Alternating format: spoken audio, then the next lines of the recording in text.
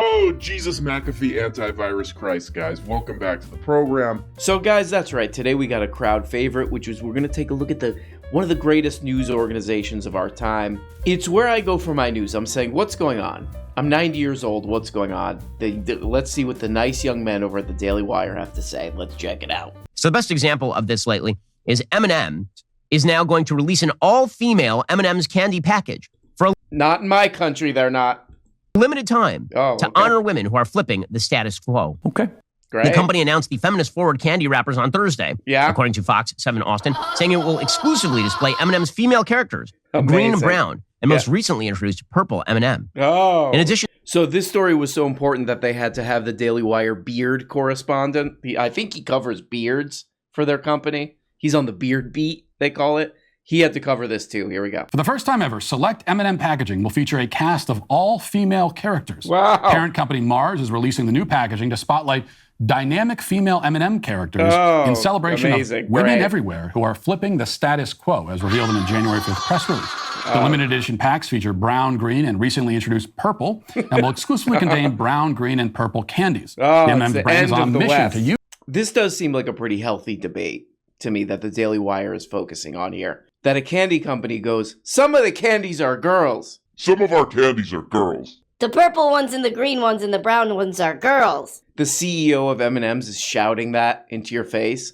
and you're like, oh, your office smells bad. And then you look over, are those bottles of urine? Then the other side, the Daily Wire, is like, these girls are getting too much attention. And by girls, I mean the M&M's girls. These are my favorite kind of Daily Wire videos where they're clearly like scraping the bottom of the bag for like cultural outrage and stuff. They're doing like a knife hit on the stove for like some content. But anyway, I figured this out. I figured out this problem in a way that will both please the M&M's company and the lunatic conservatives over at the Daily Wire. This solution is based on my own experience of being what we call a gas station treat enthusiast. Let's just say when you buy a package of M&M's at the gas station, you're not doing a whole lot of reading of the package.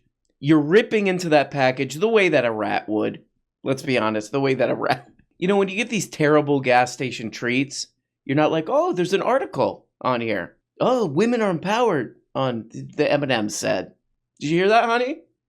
I told you. The Reese's company has figured this out. You know, if you look at their package for the deep cups, the deep cups, for the person who's buying these kind of treats, just put a giant picture on it. You don't even need to put words. Just put a giant picture like they do with the Reese's deep cup. It's a deep cup with like pieces of pretzel in it. You just put a picture of that and then a mouth on it and an arrow going from the cup to the mouth. the series will come in milk chocolate, peanut, and peanut butter varieties. Oh, I was getting afraid there. I'm glad that at least some of these M&Ms will have nuts to represent the transgender community. So you have to ensure that some of the... Okay, so doing a little comedy there?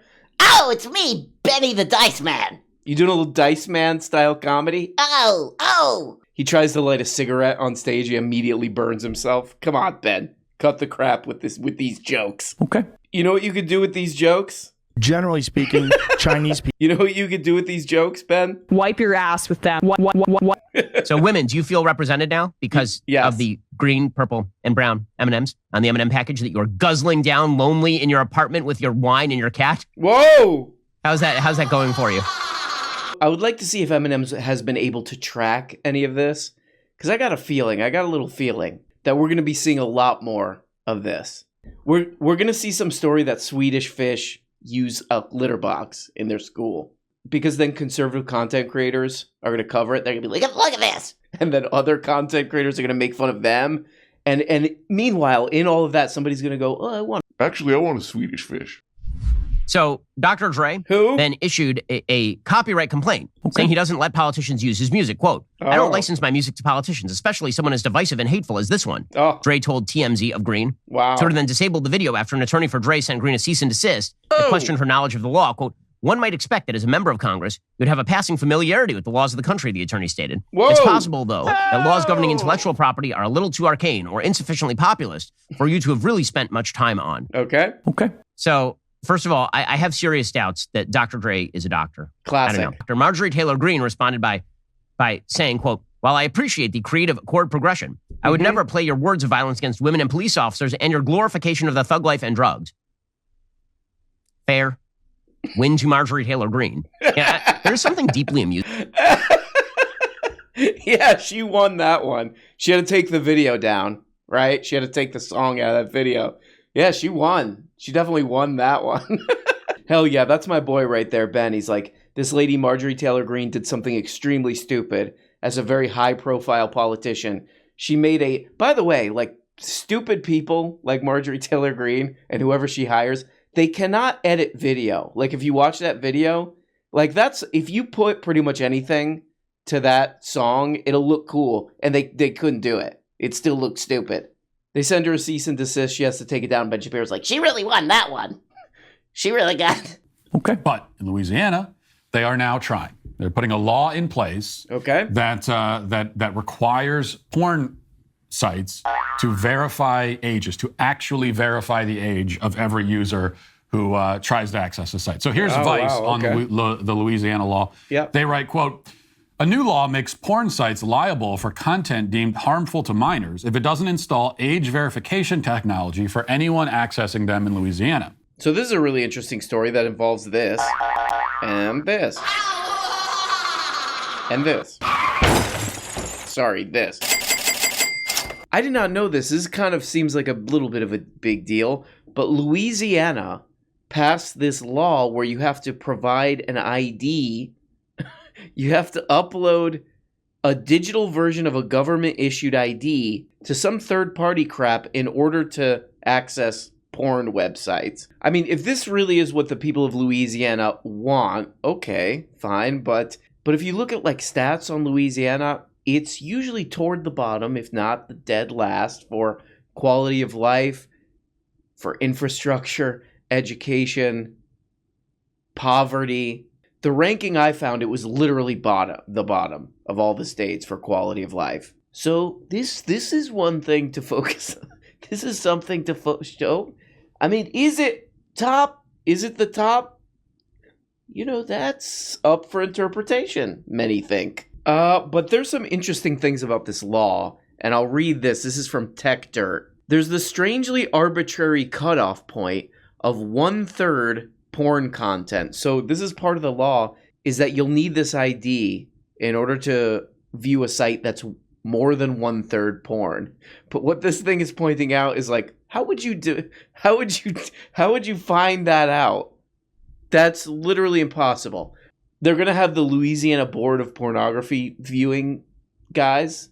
That's probably what this is. You know, there's a couple guys who are like, we're going to have to create some jobs where we're going to have to check out these sites. We're going to have to watch a lot. I'm a man of the Bible. You guys know that. He's saying this at some board meeting. I'm a man of the Bible. And everybody's like rolling their eyes. So, you know, I really don't want to have to do this, but we're going to have to watch all those sites to determine the percentage. They're in Louisiana, so they would have to be like, you know, we're going to go in there, get that gumbo, watch that porno. That's pretty stupid, but I'm going to upload it anyway because, you know. There is no reason why porn companies should continue to enjoy the unprecedented privilege of being able to harm whoever they want and profit from it without a shred of accountability. Right. You're ashamed that you watch it. Why shouldn't similar measures be put in place in every state? Oh. And on the federal level, too. Oh, wow. So this guy's really got his beard in a... about this. But there's some other funny things about this. This is from Futurism, which is like a tech website. The law, according to its backers, seeks to protect children from premature porn exposure. But beyond the law's overt data risks, not to mention the slippery slope it poses to surveillance and even moral policing, there's another pretty serious problem with the state's attempted digital barricade. It straight up just doesn't work. Quote, this is a funny quote. Quote, all you gotta do is turn the Wi-Fi off. A Louisiana-based... Listen to who said this. A Louisiana-based source told Futurism. Get that gumbo, watch that porno. A Louisiana-based porno enthusiast told Futurism, explaining that he discovered the trick while attempting to access Pornhub in an area with spotty internet service.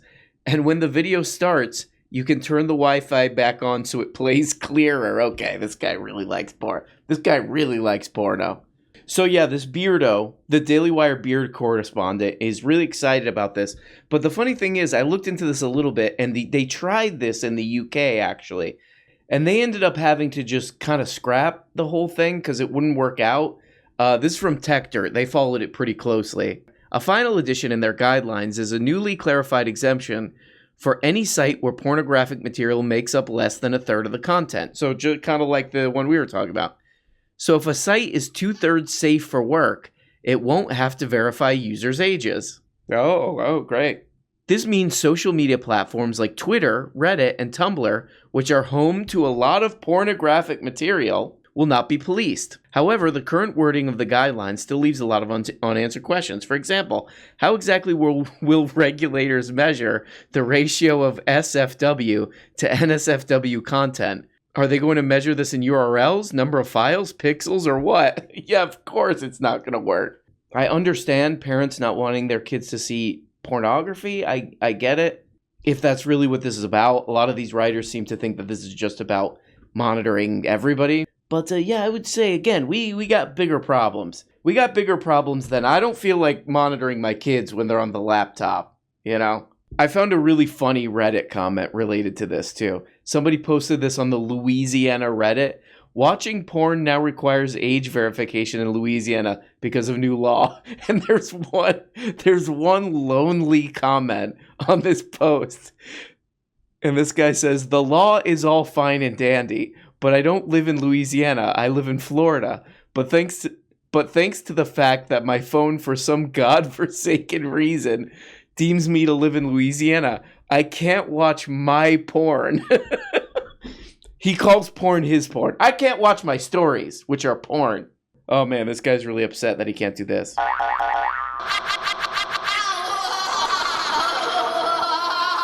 Toilet. He does all that on the toilet. Part of the reason any boy or young man starts playing football is that he enjoys the contact, the violence, the opportunity to hit someone. And I know that because I hang around the local high school and ask them from my car. And then this happens.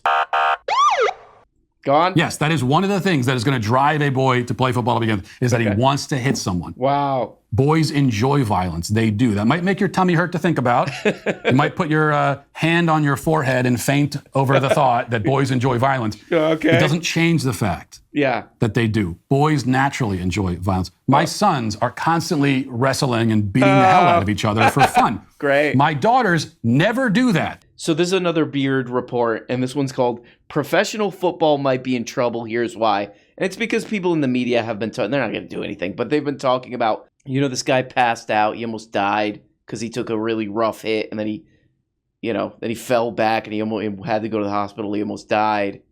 There's a guy who played for the Dolphins. There's all these cases of people with serious brain damage, you know, very high-profile NFL players who commit suicide because they have all kind of brain damage from football. So people in the media have been telling, oh, what do? We got to fix this, or maybe football shouldn't exist anymore. It's sort of an obvious conversation.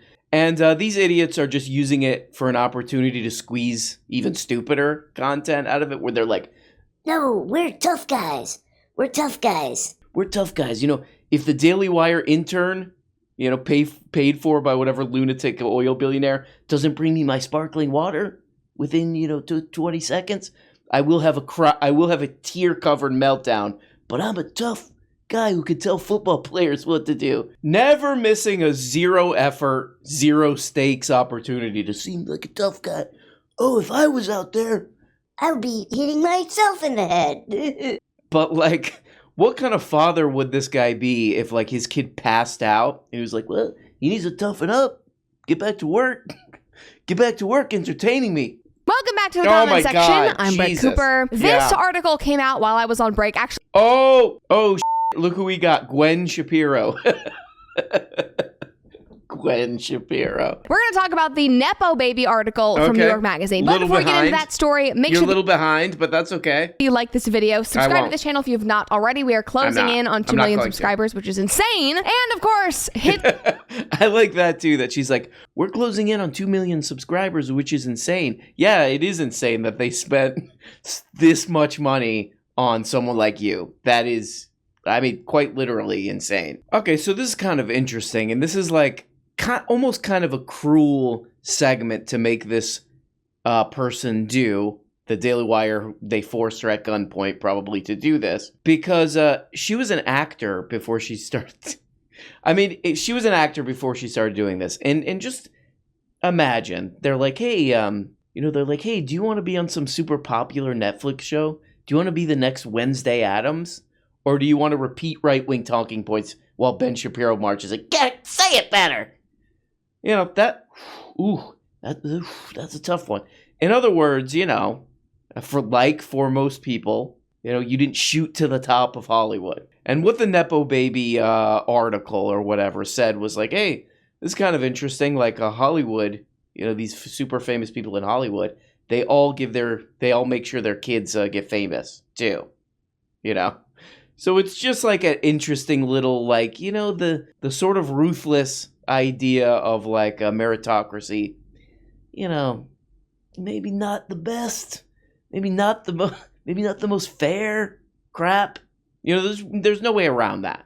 It's not the most fair. And actually, Matt Brunig did an interesting little thing on this. If you look up his YouTube channel, and he basically said the way to deal with this is just to make a more fair society in general, so that people aren't so that people, if they don't make it in Hollywood, they're not desperate or whatever. But instead, what she has to do for this bizarre segment is go through the whole article. Oh, look, it's kind of a myth. It's a little bit of a myth that these people just made it on their merits or whatever. She goes through the whole article, and at the end she goes, that's okay. That's okay, though. No need to gamble. Anyway, somebody else said some artists come from nothing and some artists come from wealth. Doesn't change anything about their art. The human experience is the human experience from all walks of life. If you care that they come from money, that is usually an indicator that you are just a resentful, bitter person. And there were so many comments like that. Okay. Yeah, I bet there were a lot of comments like that. Okay. Hey, if you're pointing out that a lot of these famous people, they kind of just make sure their kids are famous too, you're just being a dick about it. And I was expecting that there were going to be more people complaining about, capitalism and privilege and wealth. And there are. But there were a lot of people that actually had common sense about the whole thing. There is nepotism in every industry. Like good parents. I still think it's funny that a story about Johnny Depp's daughter saying that calling her, the recipient, the beneficiary of nepotism is sexist. It's like, it's not going to work. It's not going to work, Johnny Depp's daughter. She's like, that's sexist. What you're doing is sexist right now. Okay, nice try, Johnny Depp's daughter. But, this lady, Brett Cooper, she's also part of that, because Ben Shapiro gave birth to her, it looks like, and that's... Let's just first get a broad overview. Once again, America has been awarded with the great honor of watching more porn than any other country in the entire world. We basically doubled the watch time. Check out this transition into an advertisement here. She's talking about porn. Again, we're on the porn stuff. The top concern of our disaster of a country. Check the transition right into an ad. Let's just look at this thing. More than double.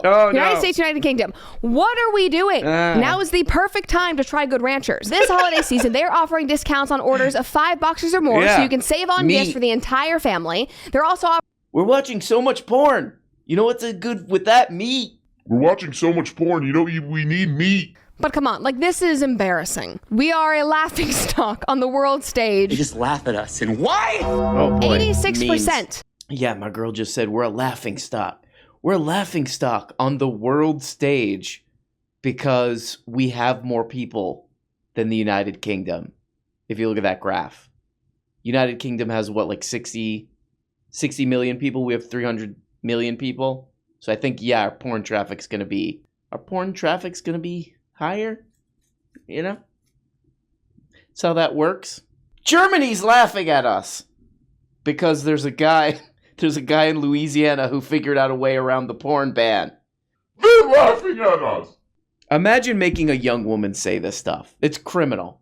All the Daily Wire people, including Ben Shapiro, should be in a video game, thrown face first into the worst Romanian prison we can find.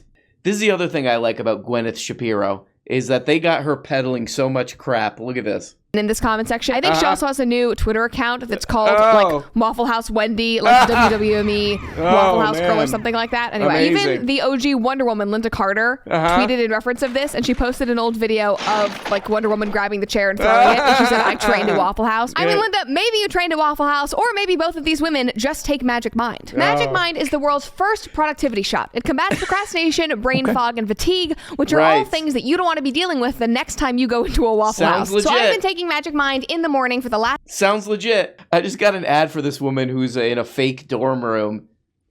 Yeah, seems like someone who knows about supplements and my mind, the health of my mind. Welcome back to the comment section. I'm Brett Cooper. Controversy has erupted. Jesus, Brett, you scared the shit out of me. Okay, go ahead. Controversy has erupted about yet another book in school libraries. It feels like every single week we have a new lewd, sexual, semi-pornographic piece of content that parents are discovering that their children are you guys manufacture outrage about, right? Being given in schools, which is just depressing and disgusting. But that is sadly the state of our world. I couldn't imagine being her age and having to do this crap, but this is the same old crap. You know, hey, here's the real important thing.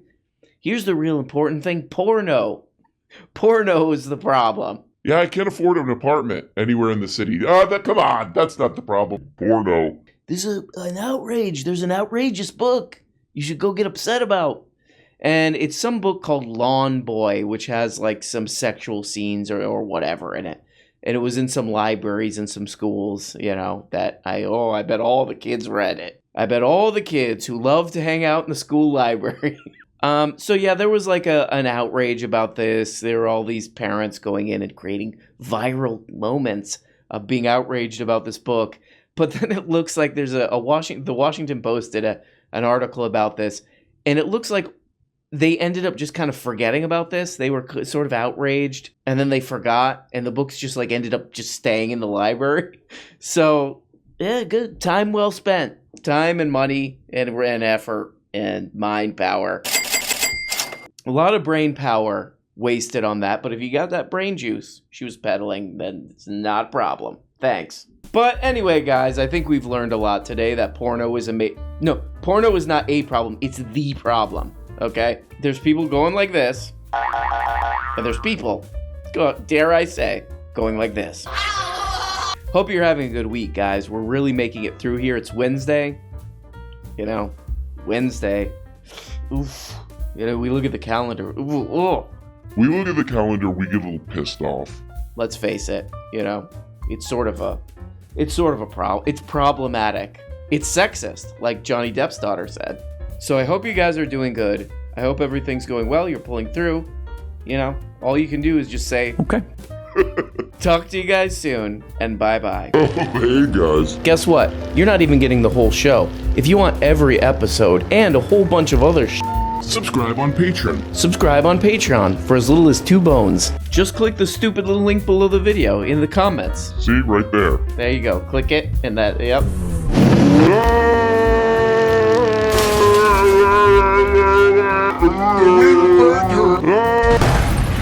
When you become a patron for as little as 2 bones, you get the Tuesday, Thursday, patron-only episodes.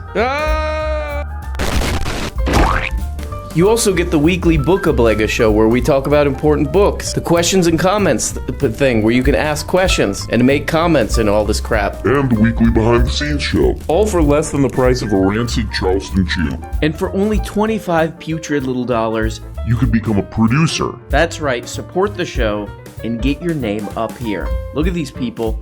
Look at these people that make the show possible, okay? God.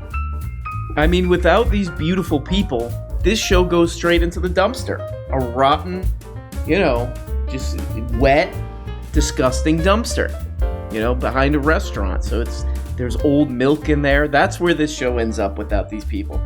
Is that what you want? Okay, I guess it's what you want. I'll just leave. Nope, it's done. It's too late. Okay? Here we go.